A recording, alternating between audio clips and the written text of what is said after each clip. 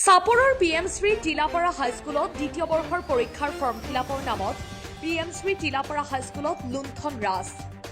Ration card থকা ছাত্ৰ ছাত্ৰীৰ পৰা বিদ্যালয় কৰ্তৃপক্ষই সংগ্ৰহ কৰিলে ১৪০০ টকাকৈ।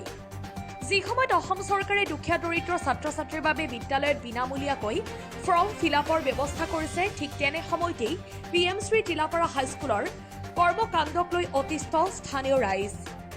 তুমি কোন ক্লাসত পড়া? 10 ক্লাস। হ্যাঁ, ফর্ম ফিল আপ করেছা? পয়সা কিমান করে লৈছে? হ্যাঁ, 300 টাকা করে লৈছে। তুমি কোন ক্লাসত পড়া? 10। ফর্ম ফিল আপ করেছা? পয়সা কিমান করে লৈছে? 300 টাকা। তুমি কোন ক্লাসত পড়া? তোমার পড়া পয়সা লৈছে? BPL কার্ড সাবমিট দিছিলা? হ্যাঁ, BPL কার্ড সাবমিট দিয়া হতো পয়সা লৈছে? কিমান টকা লৈছে? 300 টাকা। আনফালে বিদ্যালয়ৰ অধ্যক্ষগৰাকীৰ মন্তব্য, উক্ত ধন সংগ্ৰহ কৰাৰ কোনো তথ্য তেখেতৰ ওচৰত নাই, যিহেতু বিদ্যালয়ৰ যিকোনো মাচুল সংগ্ৰহ কৰে বিদ্যালয়খনৰ এছিষ্টেণ্ট শিক্ষকে। গতিকে উক্ত মাচুলৰ ক্ষেত্ৰত কোনো তথ্যৰ বিষয়ে অধ্যক্ষগৰাকী জ্ঞাত নহয় বুলি জানিবলৈ দিয়ে। এইটো হ'ল কি, মই এইবাৰ প্ৰথম দায়িত্ব লৈছোঁ। মই তেনেকুৱা ফৰ্ম ফিল আপ বা মোৰ 1 বছৰ হ'ল লোৱাৰ। তো এই ক্ষেত্ৰত মই আগৰ পৰা শুনি আছিলোঁ যে ফৰ্ম ফিল আপৰ ক্ষেত্ৰত সিহঁতৰ অনলাইনৰ মানে যিটো ফৰ্ম ফিল আপ কৰে তাতো অনলাইনত এটা কিবা খৰচ লয়। তো সেই খৰচটো আমাৰ যিজনৰ দায়িত্ব দিয়া আছিল টিচাৰক, সি লৈছিলে।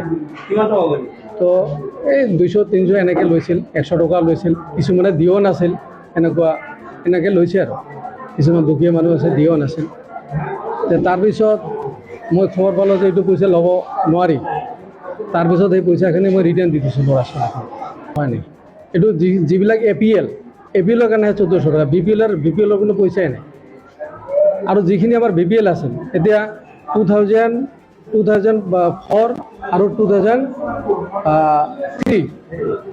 এই দুটা ইয়াৰৰ যিটো ৰেজিষ্ট্ৰেশ্যন আছে, সিহঁত BPL।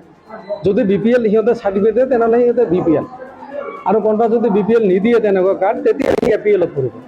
তো আমাৰ যিখিনি ল'ৰা ছোৱালী 24 আৰু 23ত BPL কাৰ্ড দিছে, সিহঁতৰ BPL। আৰু কাৰোবাৰ যদি সিহঁতৰ লৈছে, সেই পইচাখিনি গোটেইখিনি মই একদম ল'ৰা ছোৱালীক মাতি গোটেইখিনি ৰিটাৰ্ণ দিয়া হৈছে।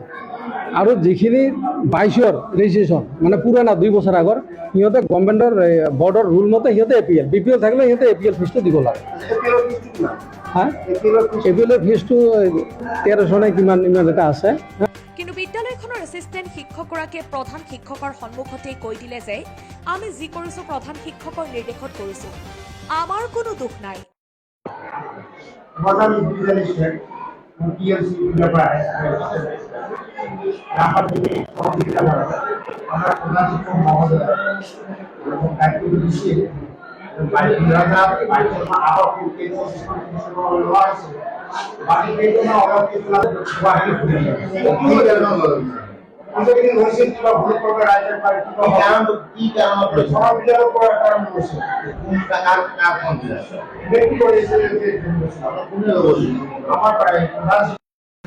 মই টিলাপাৰা জাতীয় বিদ্যালয়ৰ প্ৰধান শিক্ষক।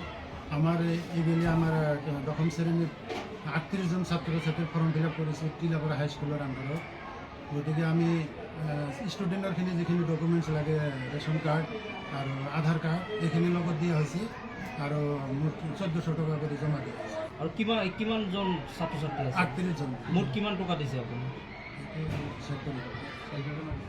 তেওঁলোকক দিয়া হৈছে। আপোনালোকৰ কোনো ৰিচিপ্ট দিছে তেনেকুৱা? ৰিচিপ্ট দিয়া নাই। তেওঁলোকেতো আমাক জনোৱা মতে যে তেওঁলোকৰ টোটাল ষ্টুডেণ্টৰ চালান কাটিব লাগে, সেই হিচাপে আমাক কৈছে।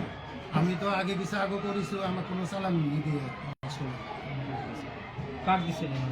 এই আগৰ যিজন হেডমাষ্টাৰ আছিল বা আমি 1 বছৰ নে 2 বছৰ নে পকীয়াকৈ বিদ্যালয়ৰ অধ্যক্ষগৰাকীয়ে কাৰ্যৰ লগত জড়িত, সেয়া তদন্ততহে ওলাই পৰিব।